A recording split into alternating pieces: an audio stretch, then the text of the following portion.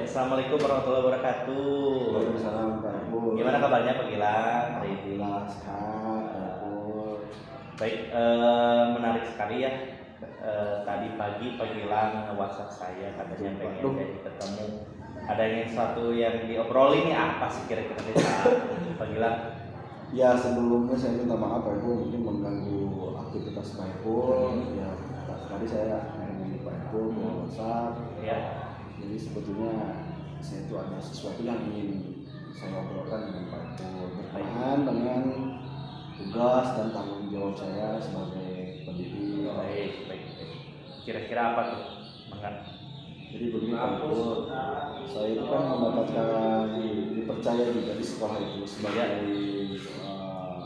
mendapatkan tugas tambahan. Setelah mengajar, saya itu diberikan kepercayaan untuk menjadi wali kelas. Saya wali kelas ya di kelas 9.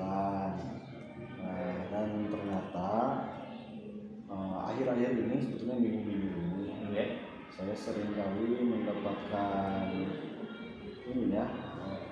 dari rekan-rekan itu komentar.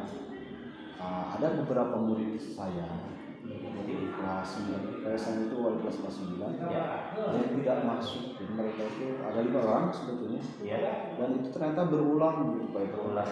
Jadi saya sebetulnya sudah pendekatan sebelumnya dengan anak-anak itu, tapi ternyata dalam kenyataannya mereka tetap saja melakukan hal yang sama. Baik.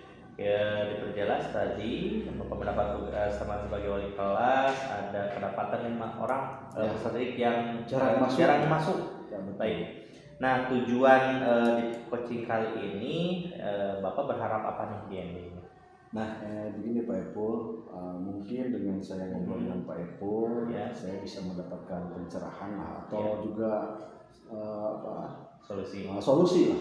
Setelah kita ngobrol kali ini gitu. Karena saya tuh betul-betul udah stuck banget nih, harus seperti apa menghadapi murid-murid saya yang selalu membolos ini gitu Pak Ibu. Baik, menarik. Nah,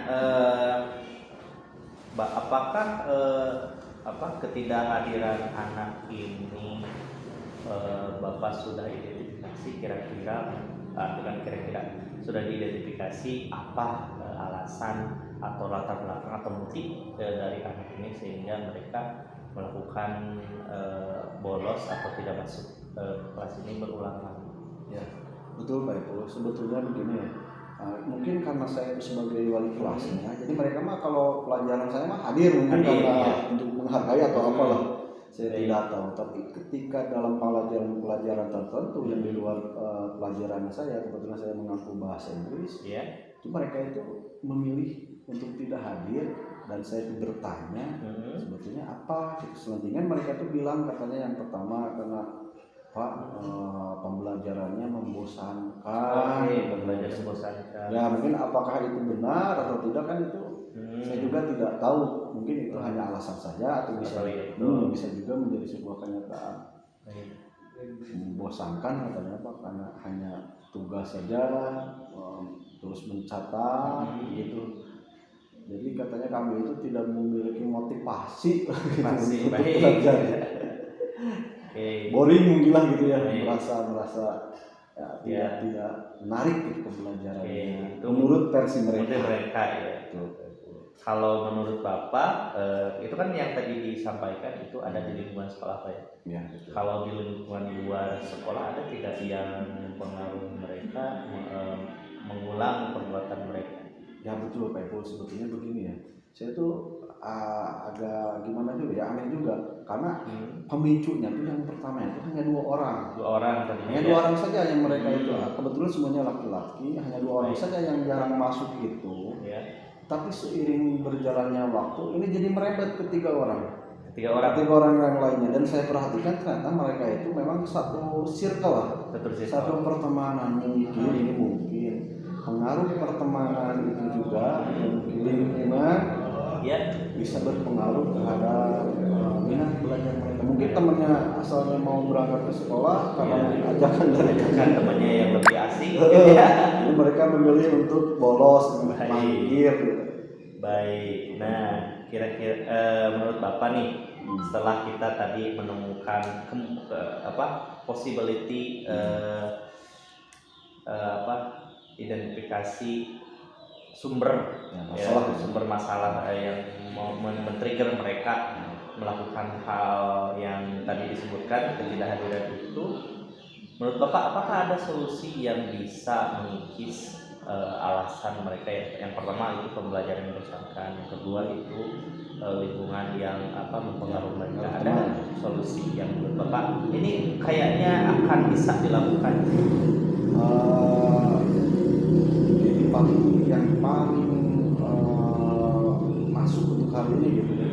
Yang pertama saya akan melakukan pemanggilan kembali, mengkonfirmasi terhadap anak-anak tersebut, benar nggak ini laporan dari rekan-rekan teman sejawat saya. Harus dikonfirmasi dulu. Betul harus verifikasi dulu. Terus saya juga mungkin akan mengecek di absensi gitu ya, di absensi benar nggak mereka itu tidak hadir. Iya. Terus lalu setelah itu saya akan menanyakan kembali alasannya apa.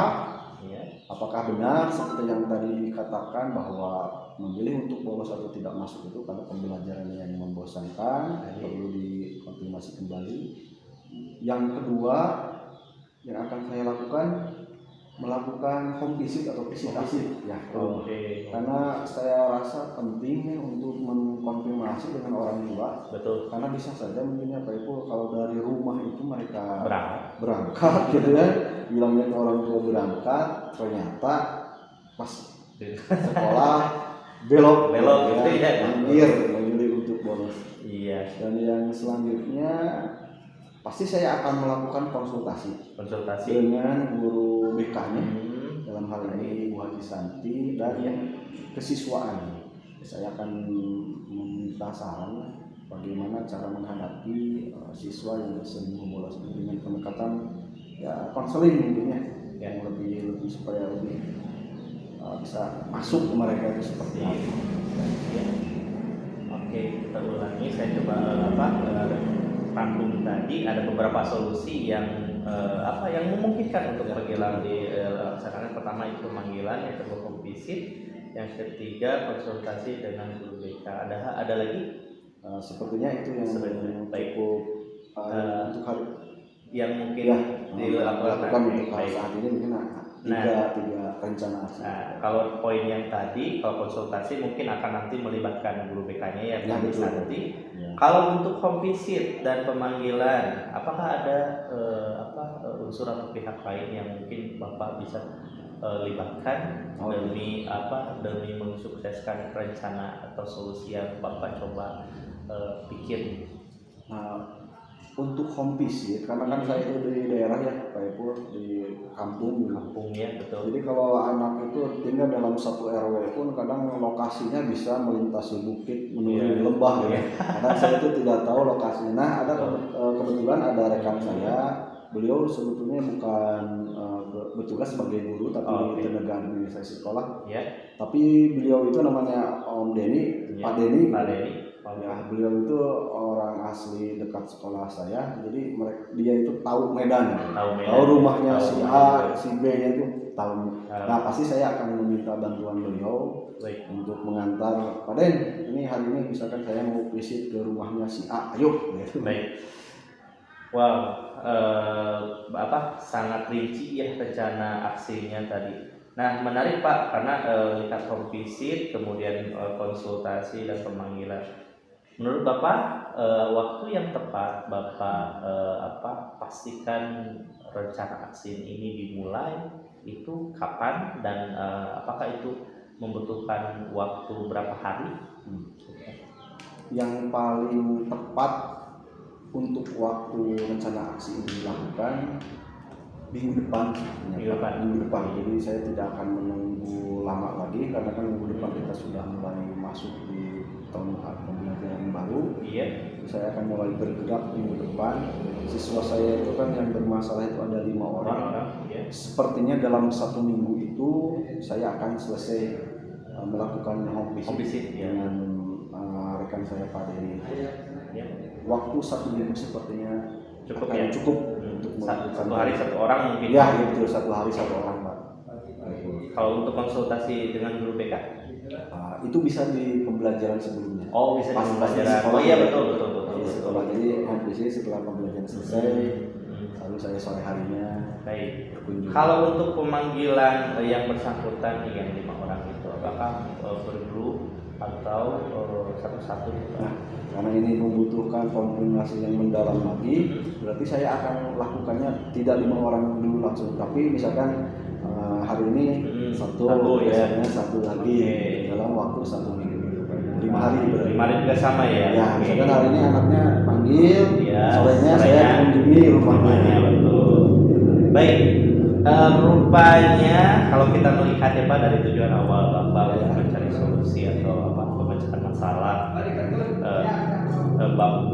kita sudah jalani beberapa rangkaian solusi dari masalah ini rupanya Bapak sudah temukan tadi ada beberapa instrumen yang bisa dipakai, sangat menarik. Namun Bapak, karena coaching kita ini terbatas waktu Pak, tapi saya sangat excited. Saya sangat penasaran bagaimana hasil dari rencana aksi Bapak. Jadi mungkin saya akan ngobrol. Betul. Di minggu selanjutnya Pak, kalau sudah selesai visit, sudah selesai konsultasi dan pemanggilan anak, saya pengen mendengar lagi cerita Bapak. Pasti Pak Epul. Saya pengen lagi. Saya akan ngobrol lagi, ngajak lagi Pak Epul untuk menyampaikan progresnya gimana ya. Iya betul. Iya betul. Ya gitu mungkin Pak. Waktu kita sangat singkat, tapi saya harap waktu yang singkat ini dapat bermakna, dapat mendapatkan apa yang Bapak inginkan. Terima kasih. Sampai jumpa di minggu selanjutnya Pak. Ya, terima kasih sama-sama. Enggak. Cut.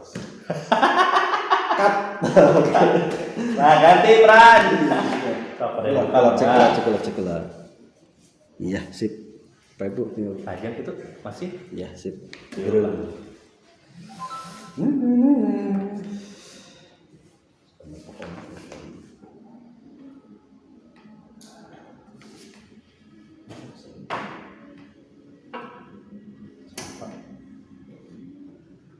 Nah, terus sudah dari halangan.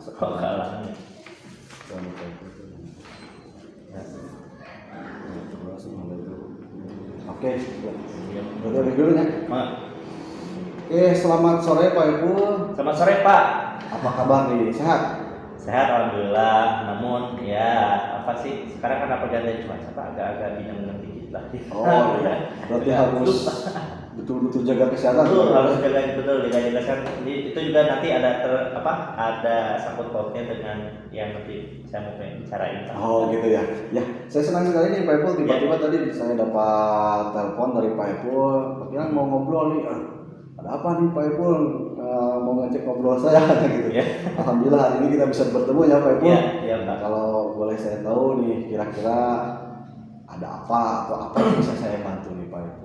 Baik, gini Pak, kan saya dari tahun ajaran 2023-2024 nih, kita kan di sekolah saya pergantian kurikulum tahun sekarang. Kalau yang kemarin masih kurikulum merdeka belajar kalau tidak salah Pak ya. Di 1 tahun itu karena perubahan kurikulum, perubahan paradigma, perubahan kebiasaan, saya menemukan masalah di diri saya. Dimana ketika mempersiapkan pembelajaran Pak, dari tahap persiapan itu instrumen administratif seperti modul ajar, FPP, kemudian bahan ajar, lembar kerja, instrumen penilaian sampai ke refleksi, itu yang saya rasakan sangat menyita banyak energi Pak.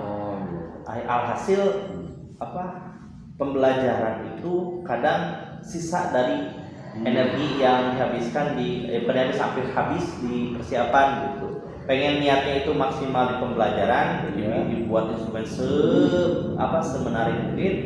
Ketika pas pembelajaran tenaganya yang tersisa tadi Pak, akhirnya yang saya rasakan dan direfleksikan selama 1 tahun kurang maksimal Pak. Itu mau baik, Ibu saya bisa menangkap nih perubahan ini ya, kurikulum itu salah satu pemicu yang membuat Pak Eko menjadi sangat sibuk di persiapan gitu ya, sehingga energinya itu kadang habis di awal-awal persiapan, tapi ternyata pas actionnya itu keburu ngedrop, kecapean gitu kan.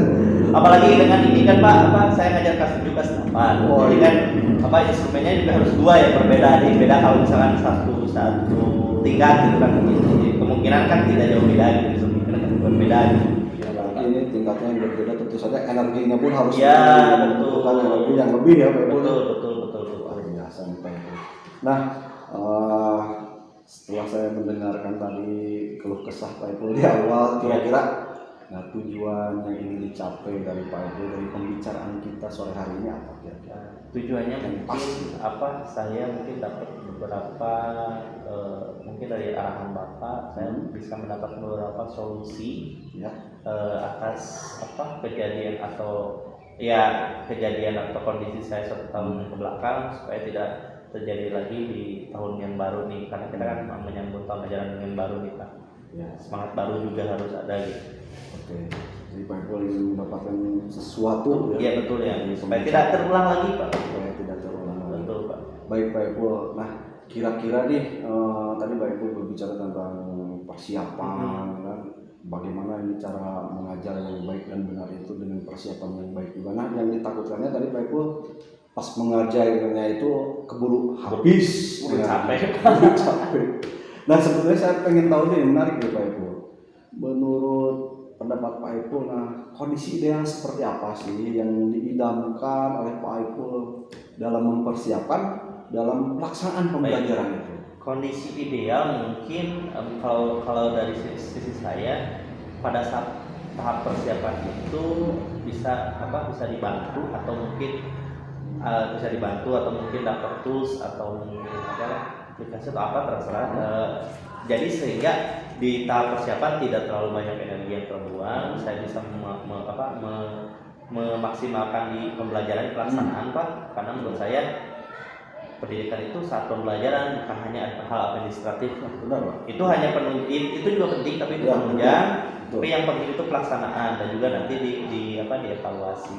Mungkin idealnya itu saya seperti itu. Nah, dalam kondisi yang Pak Eko tadi paparkan, kondisi real saat ini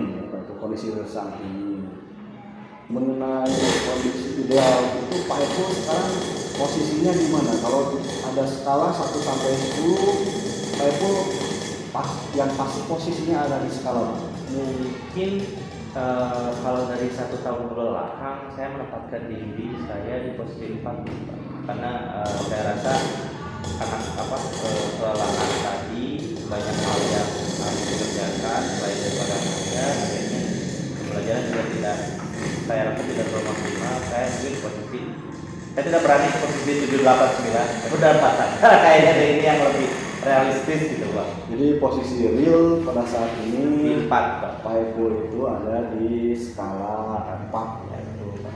Pak Eko. Nah, untuk ini kan jadi tantangan bagi Pak Eko tentu saja untuk melakukan progres yang lebih baik. Pak Eko pasti dong punya niat atau rencana aksi untuk membuat situasinya menjadi ideal. Kira-kira kalau idealnya cita-cita Pak Eko di level apa? Di level 1 sampai 10 itu di mana? Tadi kan posisi realnya 4. Nah, kalau realnya nanti pengen di mana cita-citanya? Mungkin saya tidak terlalu jauh ke 10, mungkin ke 7 atau 8. 7 atau 8. Better lah untuk langkah awal gitu kan. Jadi setiap tahun mungkin progres. Yang penting ada progresnya gitu. Iya, betul. Menarik sekali nih. Nah, rencana aksinya seperti apa Pak Eko untuk mewujudkan tadi perubahan yang ingin Pak Eko lakukan itu? Karena saya kecapean di tahap persiapan Pak ya, kayaknya saya mau coba beberapa hal yang baru Pak. Ya. Kemarin saya hal yang baru seperti apa Pak? Nah, yang kemarin saya buka PNS Pak, ada fitur asisten guru kalau tidak salah, dan juga ada kalau teman-teman sudah ngasih udah berbicara katanya kalau untuk perangkat aja ada yang tersedia di sana juga, bisa di ATM-kan. Itu mungkin saya mau coba. Saya juga lihat beberapa postingan di TikTok, Instagram, hal administratif itu bisa diakali atau ditemui atau dibantu pakai AI. Ya betul. Kalau saya lihat yang mudah mungkin, dan ada pun teman saya yang sudah ikut pelatihannya namanya AI Gemini kalau tidak salah di Google. Mungkin saya akan coba itu, atau mungkin saya coba mengambil kayak lembar kerja siswa itu dari website yang menyediakan Pak. Kayak kemarin teman saya bilang atau kasih saran, Pak Ibu pakai yang live worksheet itu untuk bahasa Inggris. Itu ada banyak katanya untuk materi atau ya banyak lah pilihannya gitu. Mungkin saya akan coba itu kayaknya. Wah, ini Pak Ibu sebenarnya rencana aksinya sudah sangat luar biasa nih. Jadi Pak Ibu akan memaksimalkan tadi ya, PMM, juga AI, jaringan worksheet, live worksheet juga untuk guru bahasa Inggris memang ada di sana. Ada. Terus juga mungkin lebih kepada penggunaan internet ya. Iya betul Pak. Memaksimalkan internet dalam. Iya betul. Anak-anak kan udah punya pada gadget Pak. Semoga kalau misalkan kita tidak memanfaatkan juga percuma gitu. Kayaknya akan terbuang mubazir gitu ya untuk anak, daripada pakai main game online saja. Mending kita coba arahkan ke sana, mungkin akan terus. Nah ini sebetulnya apa yang dilakukan oleh Pak Eko, rencana aksi yang dilakukan oleh Pak Eko, sebetulnya ini sesuai sekali dengan paradigma pemikiran Ki Hajar Dewantara mengenai pembelajaran itu yang harus menyesuaikan dengan kodrat zaman. Anak-anak sekarang itu kan mereka lebih senang dengan pembelajaran yang sifatnya digital ya. Pengintegrasian internet atau teknologi ke dalam pembelajaran. Luar biasa sekali nih rencana aksi yang sudah disiapkan oleh Pak Epul. Nah, saya akan menunggu sekali nih Pak Epul, kapan kira-kira waktu yang paling tepat untuk dilaksanakan rencana aksi ini, dan butuh berapa lama menurut Pak Epul? Mungkin saya kan tidak langsung semuanya dikerjakan dalam satu waktu Pak. Mungkin kalau untuk sekarang awal pembelajaran atau awal pembelajaran mungkin saya mau coba dulu PMM dulu Pak. Untuk mempersiapkan hal administratif. Tadi kayak kalau KTP sekarang kan belajar, kemudian KPD. Saya akan coba dulu PMM dulu sambil berjalan. Mungkin untuk di PMM mungkin ya dari minggu depan lah sambil berjalan pembelajaran. Kemudian saya akan coba cari dulu atau cari referensi bagaimana penggunaan AI ini. Kemudian untuk live worksheet kemarin sempat buka sih. Jadi kayaknya ini mah gampang karena tinggal cari yang mana yang paling cocok, download, tinggal kita kasih ke anak. Lebih simpel kayaknya. Nah, kalau kira-kira kalau menurut Pak Epul, rekan sejawat atau siapapun yang bisa membantu Pak Epul dalam menjalankan rencana aksi ini siapa? Kalau rekan sejawat mungkin yang satu mata pelajaran Pak, ada Pak Isma yang satu mapel ya. Saya ngajar kelas 78, beliau kelas 9. Kayaknya akan lebih cocok dan lebih memungkinkan karena kalau ngajar bukan tidak cocok juga dengan yang lain, tapi kayaknya akan lebih match gitu kalau dengan sama guru bahasa Inggris. Istilahnya itu sama-sama bahasan. sama gitulah. Nggak akan beda jauh gitu ya.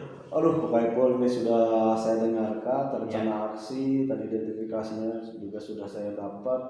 Nah, berarti Pak Epul tinggal eksekusi saja. Kalau begitu, tinggal eksekusi rencana aksi itu dan pasti akan menarik nih. Nah, saya akan sangat menunggu sekali progresnya. Progres yang Pak Epul lakukan dalam 1 minggu ini berarti ya eksekusinya.